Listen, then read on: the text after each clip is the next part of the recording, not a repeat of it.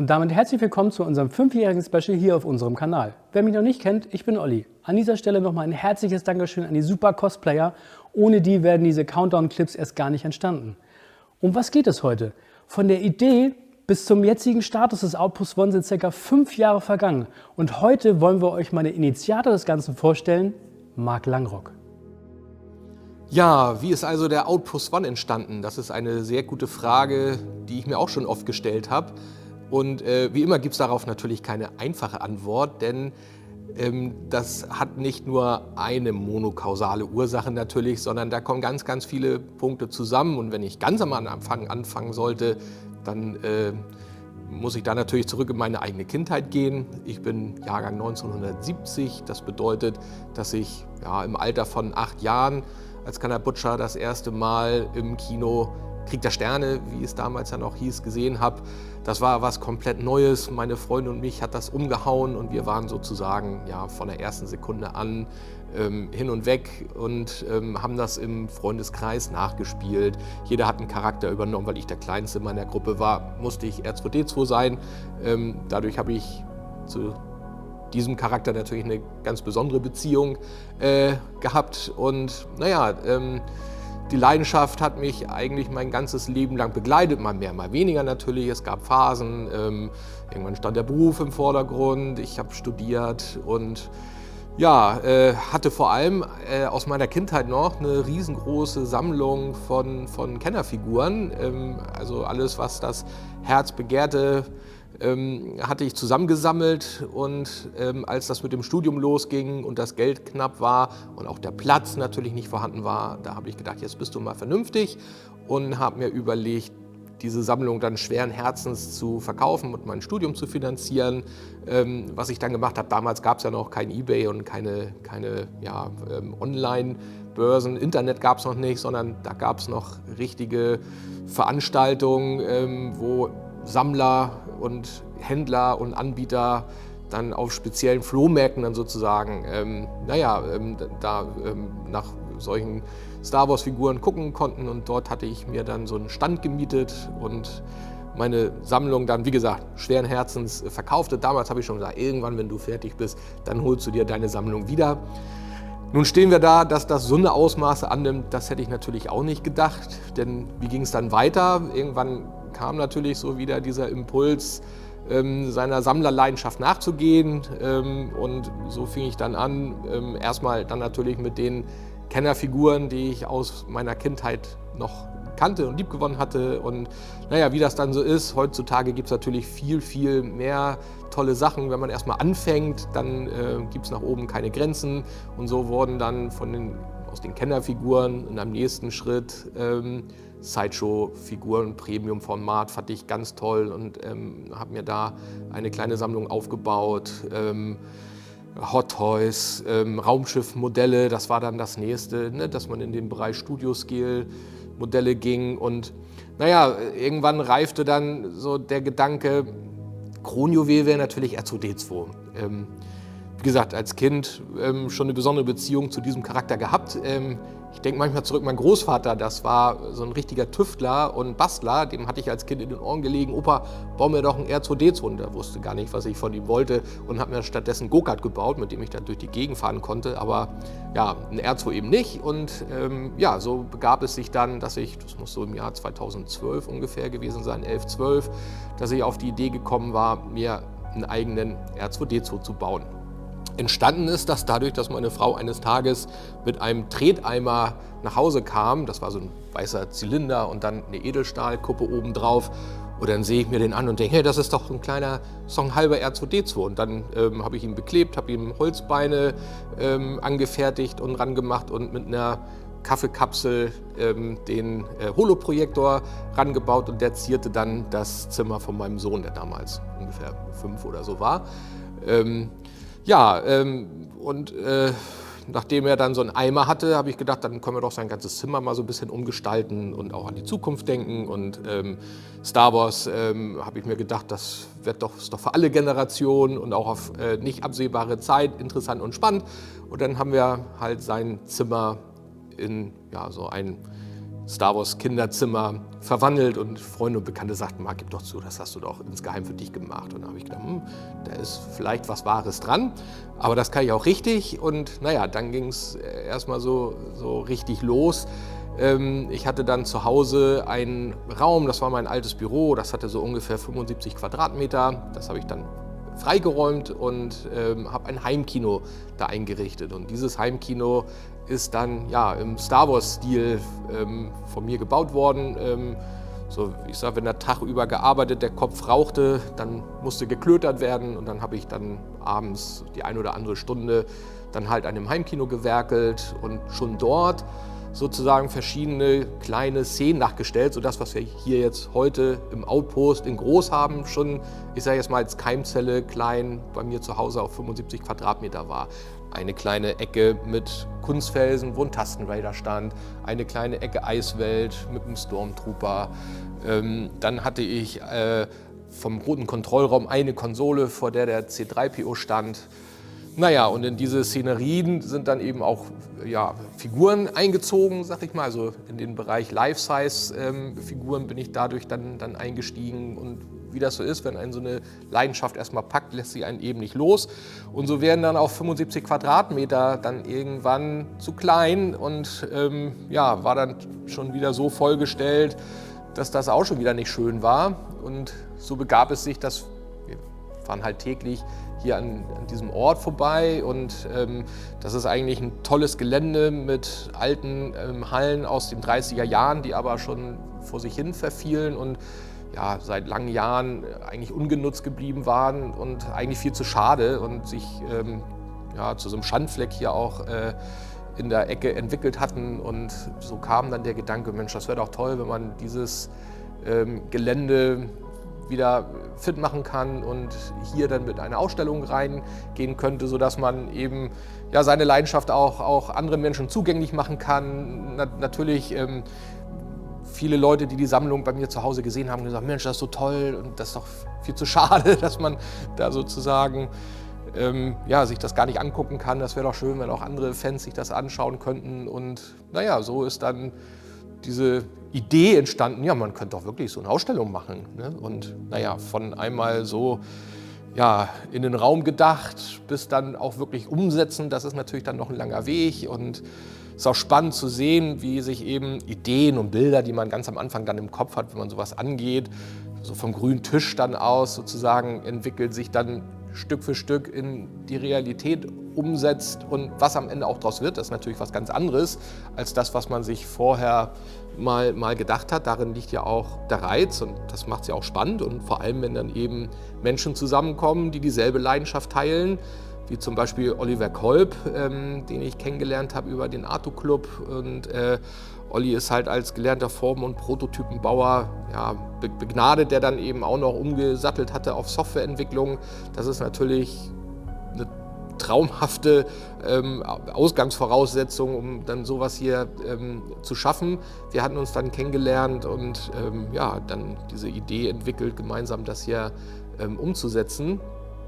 Und das ist das, was ich sage, so eine Dynamik, wenn dann eben verschiedene kreative, leidenschaftliche Menschen zusammenkommen und eine fixe Idee haben, was dann da Tolles und Schönes draus entstehen kann. Und wir freuen uns sehr, dass wir damit eben auch vielen Fans und auch Nicht-Fans, Leute, die sage ich immer, mit müssen und sich das angucken, das Begleitpersonal, sage ich immer, auch da das Feedback ganz, ganz toll ist und große Begeisterung da ist, weil ich glaube, so ein bisschen springt der Funke Herzblut und Leidenschaft, was wir hier investiert haben, so ein bisschen über und scheint doch jeden so ein bisschen zu ergreifen und Freude zu bereiten. Und das ist natürlich ganz toll und macht viel, viel, viel Spaß. Und dafür machen wir es letztlich. Von Fans für Fans. Ja, und wenn ich dann davon spreche, dass Menschen zusammenkommen und dann eben eine tolle Mischung entsteht, dann meine ich nicht nur diejenigen, die jetzt sozusagen zum internen Kreis gehören und uns bei unserem Projekt unterstützen und helfen, sondern natürlich auch die Fans, die kommen, selber ihre Leidenschaft haben. Ich denke da an die Cosplayer mit ihren genialen Kostümen, die ja auch bis ins kleinste Detail über ihre Kostüme sitzen und arbeiten und viel Liebe da reinbringen und dann eben mit überwältigenden Ergebnissen dann ja, als Cosplayer dann ihre Kostüme auch zeigen. Und so bietet sich das natürlich an, dass wir hier mit unserem Projekt und unserer Location dann eben auch den Cosplayern so einen Raum bieten können. Und das befruchtet sich dann natürlich gegenseitig. Und das ist immer wieder mega toll zu sehen, wenn wir hier zum Beispiel die 501st, die German Garrison, die hier, was uns besonders freut, auch immer regelmäßig zum Truppen kommt und Spaß daran hat, die Kostüme zu zeigen und mit den Gästen sich auszutauschen und sich in die Sets zu stellen und Leute zu überraschen. Das ist natürlich toll, wenn dann so eine Gemeinschaft aus verschiedenen Richtungen zusammenkommt und dann eben ja, ihre Freude ausleben kann und sich eben gegenseitig auch bereichern. Ja, und nun sind wir seit 2019 hier zugange und das ist jetzt natürlich so ein Abschnitt, so eine Zeit, wo man mal zurückblickt und schaut, Mensch, von wo sind wir eigentlich gekommen und was haben wir alles gemacht und wie hat sich das entwickelt und Dinge, die man eben gar nicht vorhersehen oder gar planen kann, die sich so ergeben haben, das ist natürlich toll. Und natürlich aber auch der Blick in die Zukunft, wie geht es weiter? Wir haben natürlich schon ganz konkrete Pläne, was wir so tun.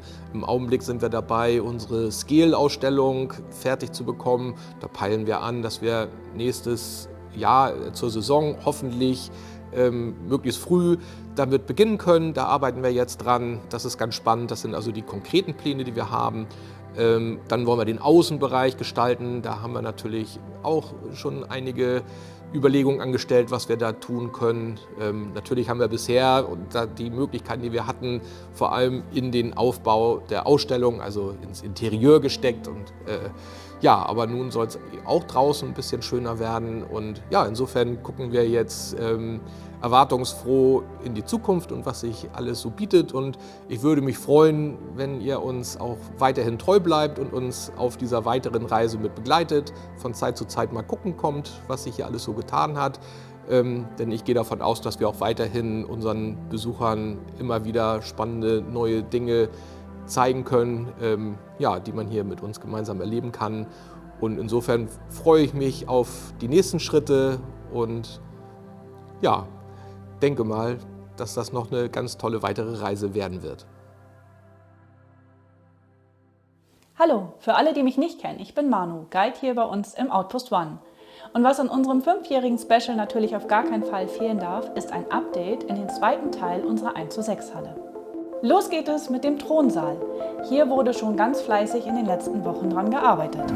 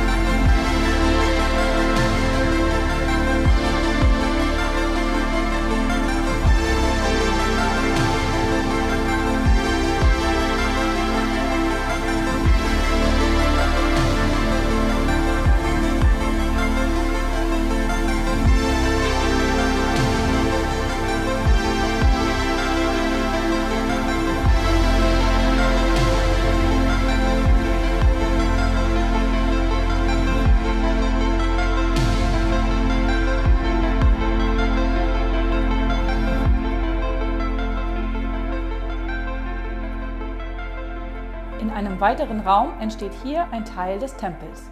Da wir euch im zweiten Teil unserer 1:6 Ausstellung auch die neueren Episoden präsentieren werden. Jetzt befinde ich mich in unserem Hangar. Hinter mir steht eines der Cockpits, das wir demnächst für unsere Pilotentouren nutzen werden. Und ich freue mich, euch ankündigen zu können, dass auch ihr dann einmal in so einem Cockpit Platz nehmen könnt. Wie das Ganze genau abläuft, das erfahrt ihr auf unserer Website. Den Link dazu gibt es unten in der Videobeschreibung. Und wie das Ganze von innen aussieht, das schauen wir uns jetzt einmal an.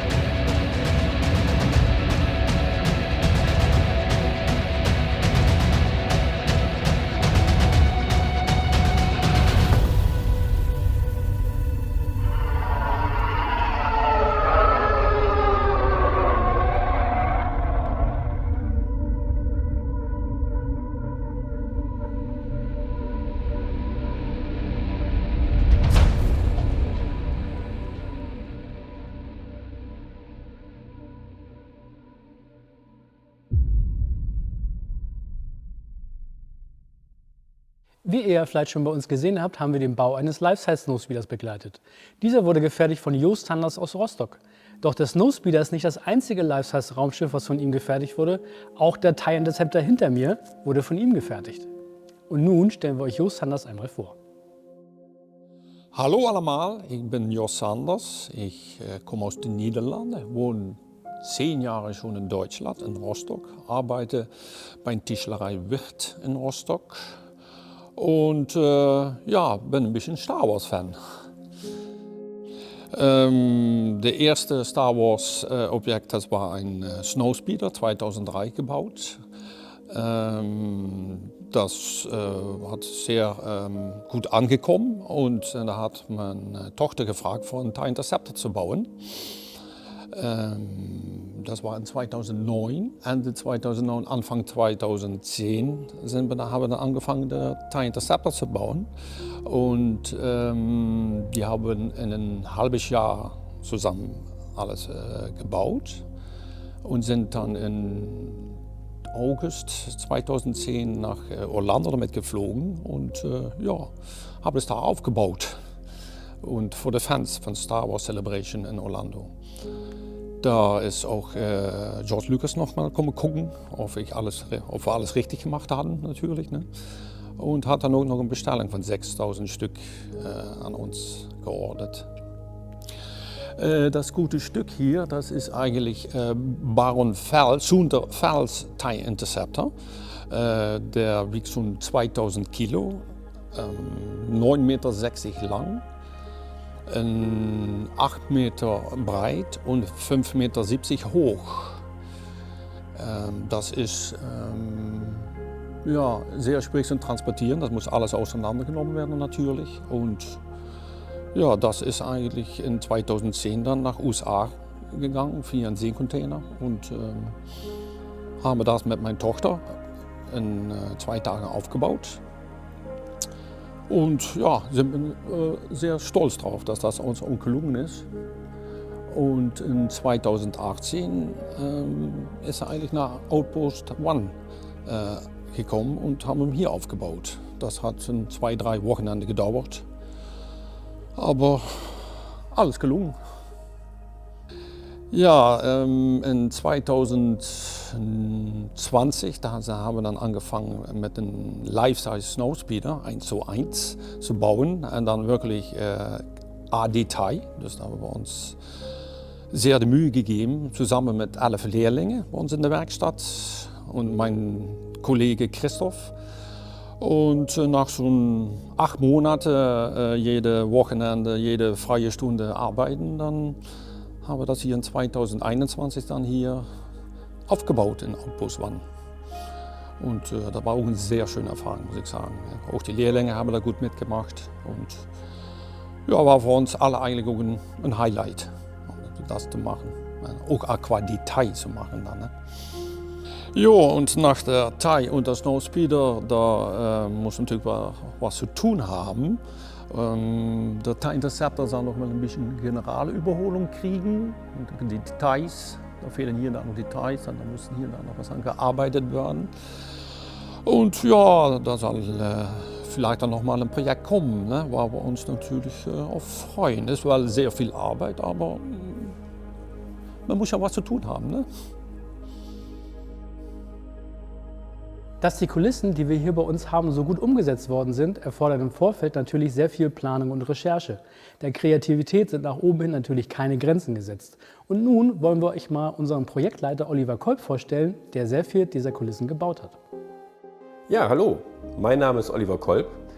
Ich bin Requisiten- und Kulissenbauer und der Projektleiter vom Outpost One. Ja, wie bin ich dazu gekommen, Requisiten zu bauen oder Kulissen zu bauen? Ich war schon immer jemand, der Sachen verbessern wollte, irgendwas, was man als Kind hatte, auseinandergebaut habe und wieder zusammengebaut habe und halt Veränderungen dann vorgenommen habe. Und so kam ich dann halt irgendwann zum Modellbau und irgendwann halt auch zum Star Wars Modellbau. R2D2 war immer schon ein Traum von mir zu bauen. Und so war es tatsächlich auch eine Fanart-Con, eine Jedi-Con, auf der ich Mark damals kennengelernt habe. Und zwar bin ich da vom R2 Builders Club aus gewesen, habe da ein System vorgestellt, wie sich ein Droide von 2 Beinen auf 3 Beine stellen kann und wieder zurück. Ja, und das fand Marc sehr spannend und so sind wir ins Gespräch gekommen, also das war unser erster Kontakt. Und daraus ist unser erstes Projekt entstanden, nämlich diesen Droiden zu bauen. Und das war eigentlich die Grundsteinlegung unserer Zusammenarbeit fürs Outpost One. Ja, und so haben wir uns dann eines Tages mal hingesetzt und uns mal Gedanken gemacht, wie wir die Ausstellung präsentieren wollen, was wir in die Ausstellung nehmen wollen, wo unser roter Faden ist. Und da ist dann, ich sage mal so schön, Stand 23a ist es, den ihr hier durchlauft, wenn ihr durch unsere Life-Size-Ausstellung geht, bei entstanden. Neben meiner Tätigkeit als Projektleiter habe ich auch einige unserer Life-Size-Sets gebaut. Unter anderem ein spannendes Projekt war Last Homestead, wo wir uns gedacht haben, wir wollten durch ein Set in das nächste Set gehen. Und da musste ich quasi die Treppe, die ins nächste Set führt, mit dem Set Last Homestead tarnen. Und das war eine spannende Sache, quasi über diese Treppe das Iglu zu bauen. Und dass es dann auch noch sich so in die ganze Atmosphäre einfügt, damit es stimmig aussieht. Ich glaube, das ist uns ganz gut gelungen. So ist es aber auch unsere Liebe zum Detail, wo ich halt immer wieder Aufgaben habe oder mir stelle, Sets zu verfeinern, Sachen weiter einzubauen, Greeblies zu weathern, also alt aussehen zu lassen, stimmig für die Welt aussehen zu lassen oder aber das ein oder andere Blinky nochmal einzubauen, zum Beispiel hier im roten Kontrollraum habe ich da noch viele, viele Möglichkeiten, meine Detailliebe ausleben zu können.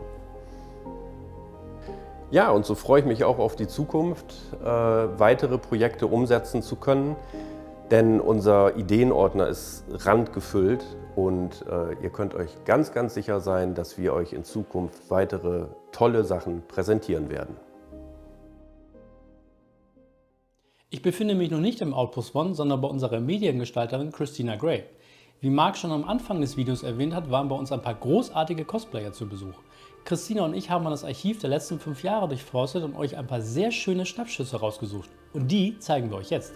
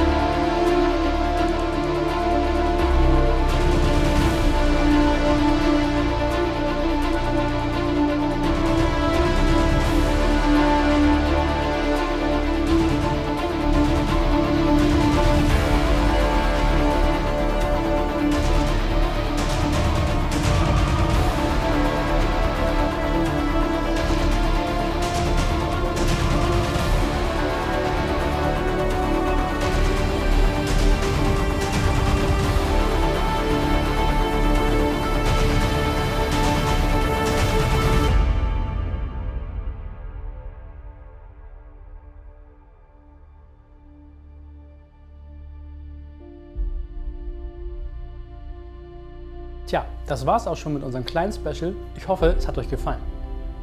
Wir möchten uns auch nochmal bei allen Fans und Cosplayern bedanken, die uns in den letzten 5 Jahren durch ihren Besuch unterstützt haben. Wir sind selbst gespannt, wie die Zukunft aussieht und was wir noch alles an Ideen umsetzen können. Bis dahin, macht's gut!